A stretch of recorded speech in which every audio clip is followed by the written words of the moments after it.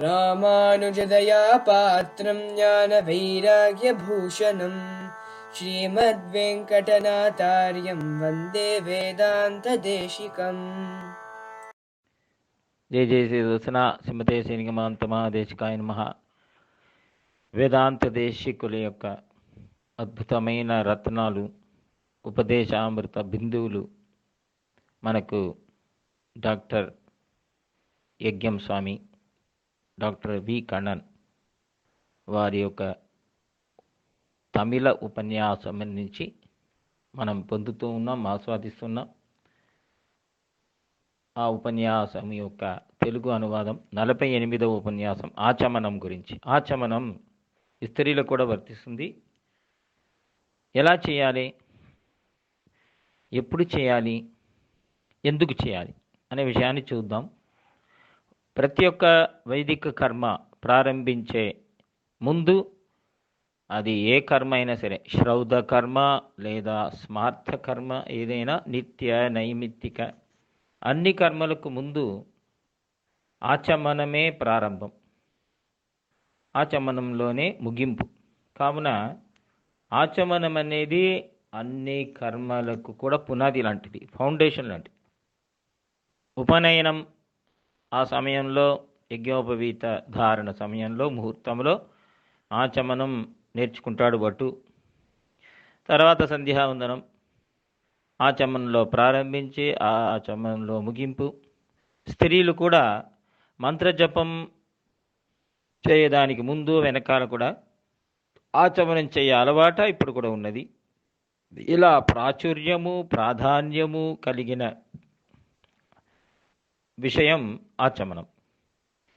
దీని గురించి అరసానిపాడే వెంకటాద్రి ఒక కవి, వేదాంత దేశికులు, ఒక అత్యంత భక్తుడు, ఇలా అంటున్నారు: నిర్మాతం ప్రభవేన కర్మణ వయం నిత్యం కిమప్యం తతః యత్కల్వాచమనం కుశల తదప్యకుశల కర్తుం యథాచోదితం. మేము నిత్యకర్మలను అనుష్ఠించడానికి కూడా పనికిరాని వాళ్ళం. ప్రతి ఒక్క కర్మలో విధించబడిన ఆచమనం చేసే సామర్థ్యం కూడా మాకు లేదు. కావున హే లక్ష్మీదేవి, ఈ లక్ష్మీ సహస్రం అనే గ్రంథంలో ఈ శ్లోకం, ఏ లక్ష్మీదేవి, నీ ఒక క్షమ దయ ఒకటే మాకు ఆధారం అంటున్నారే. మనకు ఒక సందేహం, ఏమీ లేదండి, ఏదో ఒక 20 సెకండ్లో, ఒక అర్ధ నిమిషంలో చేయాల్సిన ఒక ఆచమనాన్ని గురించి ఈ కవి సరిగా మేము చేయలేకపోతున్నామంటున్నారు. అదేంటండి, ఆచమనం అంత కష్టమా అంటే మనం గమనించాలి. ప్రతి ఒక్క ఆచమనంలో 5 అంశాలు సూక్ష్మంగా ఉండాలి. దాని గురించి మనం ఆలోచిద్దాం. ఒకటేమో ఆయత్తం, దానికి కావాల్సిన ఒక అర్హత. రెండో విషయం తీర్థం తీసుకొని అభిమంత్రం చేయుట. మూడో విషయం తీర్థాన్ని తాగడం అంటే స్వీకరించడం. నాలుగో విషయం నోరుని తుడుచుకోవడం. ఐదవది మంత్రము చెబుతూ అవయవ స్పర్శము చేయడం. ఇవన్నీ కూడా విధి ఎలా విధించబడినదో అలా చేయలేకపోతున్నాం అంటున్నారు కవి. మనం తొందరగా చేస్తూ ఉంటాం. చేసే సమయంలో ఆచమనం 4 విధమైన తప్పులు జరుగుతూ ఉంటాయి. మొదటి తప్పు, మనం ఈ ఒక తీర్థ బిందుని ఒకసారి అచ్యుతాయ నమః స్వీకరించుకున్న తర్వాత మన గొంతులో వెళ్ళే ముందే రెండోది మూడోది వేసి ఒకేసారి మింగేస్తున్నాం కదా, అది కూడా తప్పు. రెండో విషయం, మన కపోలం, కళ్ళు వీటిని స్పర్శించకుండా దగ్గర మాత్రం తీసుకునే మంత్రం చెప్పడం ఆ తొందరలో, రెండో తప్పు. మూడో విషయం, 12 అవయవములో కొన్నిటిని ఈ తొందరలో మర్చిపోతాం, వదిలేస్తాం కూడా, అది ఒక తప్పు. నాలుగో విషయం, మంత్రాలను వేగంగా చదివే సమయంలో మధ్యలో కొన్ని మంత్రాలని మనం వదిలేస్తాం. ఇవన్నీ లేకుండా ఉండాలంటే మెల్లిగా ఆస్వాదించి ఆశ్వాసంతో దాన్ని శ్రద్ధతో చేయాలి. మనం చెయ్యము కావున తొందరలో ఆచమనాన్ని, అందుకే మహాలక్ష్మి యొక్క క్షమ మాకు అవసరం అంటున్నారు ఈ కవి. ఇలా ఆచమనం అనే విషయాన్ని వేదంలోనే గొప్పగా చెప్పబడి ఉన్నది. అది మాత్రం కాదు, దీని మూలంగా వేదం కూడా చాలా ప్రీతి పొందుతుందంట. మనందరికీ కూడా తెలిసిన ఒక కథ భస్మాసురుడు. భస్మాసురుడు శివుణ్ణి ప్రీతి చేయించి తపస్సు చేసి ఒక విచిత్రమైన వరాన్ని పొందాడు. భస్మాసురుడు అన్నాడు, నేను ఎవరి తలలో చేయి పెట్టినా వాళ్ళు భస్మం అయిపోవాలి, మరణించాలని. శివుడు వరాన్ని ప్రసాదించాడు. ఉత్తర క్షణమే శివుడు తలపైన చేయి పెట్టడానికి పరిగెత్తుకుని వచ్చాడు భస్మాసురుడు. శివుడు పరిగెత్తి విష్ణు దగ్గర వెళ్ళారు. ఉపాయం చెప్పు నాయన తండ్రి అంటే, అప్పుడు దానిపైన ఉండే కథలో ఎన్నో వ్యత్యాసాలు ఉన్నాయి, వివిధమైన కథలు. ఆ కథల్లో ఒక కథ ఇలా ఉన్నది. విష్ణు అన్నారంట శివుడి దగ్గర, నువ్వు వెళ్ళి వాడి దగ్గరే చెప్పు, నువ్వు చేసే వరం ఎప్పుడు ఫలిస్తుంది, ఆచమనం చేసిన తర్వాతయే దాన్ని ప్రయోగించాలి అని చెప్పు అన్నారంట విష్ణు. అలాగే శంకరుడు చెప్పగా అసురుడు కూడా దాన్ని నమ్ముకున్నాడు. ఎందుకంటే వాడికి తెలుసు ఏ ఒక వైదిక కర్మకు ముందు కూడా ఆచమనం చేయాలని. అయితే అలా చేస్తూ దామోదరాయ నమః అని తన తలపైన చేయి పెట్టాడు, లేదా భస్మమైపోయాడు. కావున ఏం తెలుస్తుంది, ఆచమనంలోనే ప్రారంభిస్తాయి అన్ని కర్మలు అని తెలుస్తుంది మనకు. ఆచమనానికి 5 అంశాలు ఉన్నాయి, దాన్ని గమనిస్తాం. ఇంతకుముందు చెప్పినట్టు మొట్టమొదటిది దానికి తయారు చేయటం, ఆయత్తం. అదే దాంట్లో కూడా 5 అంశాలు. ఎలా తయారు చేయాలి, ఆచమనానికి సిద్ధంగా ఎలా సిద్ధం చేయటం. ఒకటి, చేతులు కాళ్ళను మంచిగా కడిగిన తర్వాతే ఆచమనం చేయాలి. రెండవది, శిఖని బంధించిన తర్వాతే, మనం ఎంట్రికల్ని కట్టిన తర్వాతే మనం కేశాన్ని ముడింపుకొని ఆ తర్వాతే ఆ ముడి వేసిన తర్వాతే ఆచమనం చేయాలి. మూడో విషయం, జలం నీటిలో మోకాళ్ళ వరకు నిలిచి నది, తటాకం ఇటువంటి జలాశయాలు లేదా ఇంట్లో ఆచమనం చేసే సమయంలో కుక్కుటాసనంలోనే చేయాలి.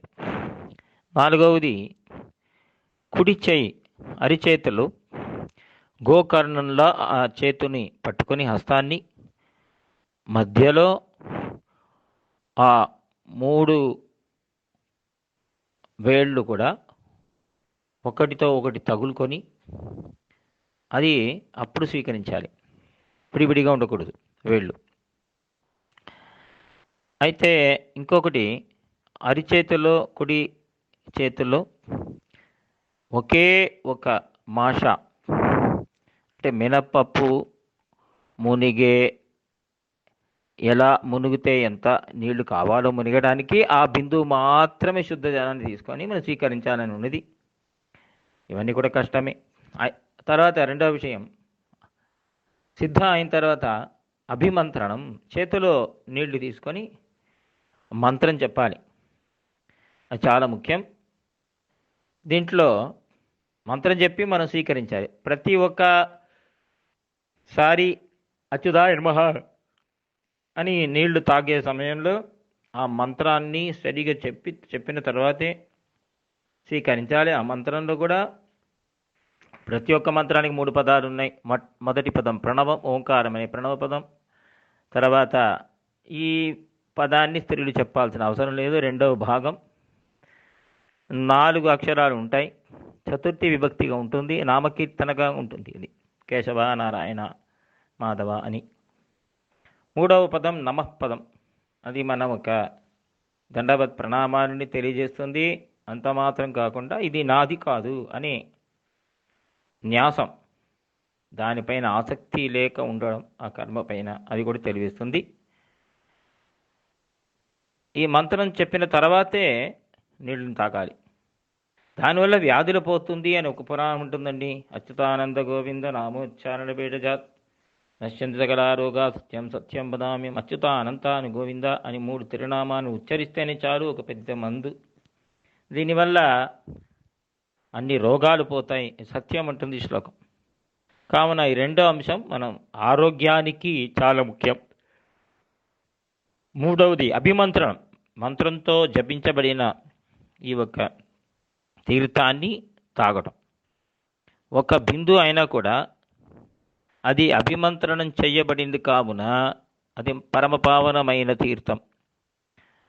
మన అరిచేతుల్లో ఈ కింద భాగంలో తీసుకొని మన పెదవుల పైన తాకుతూ అది స్వీకరించవచ్చు అంటుంది శాస్త్రం.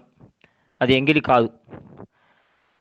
తర్వాత ఏ మంత్రము లేకుండా రెండు పెదవులను కూడా అధరాలను మనము నీటితో తుడుచుకోవాలి.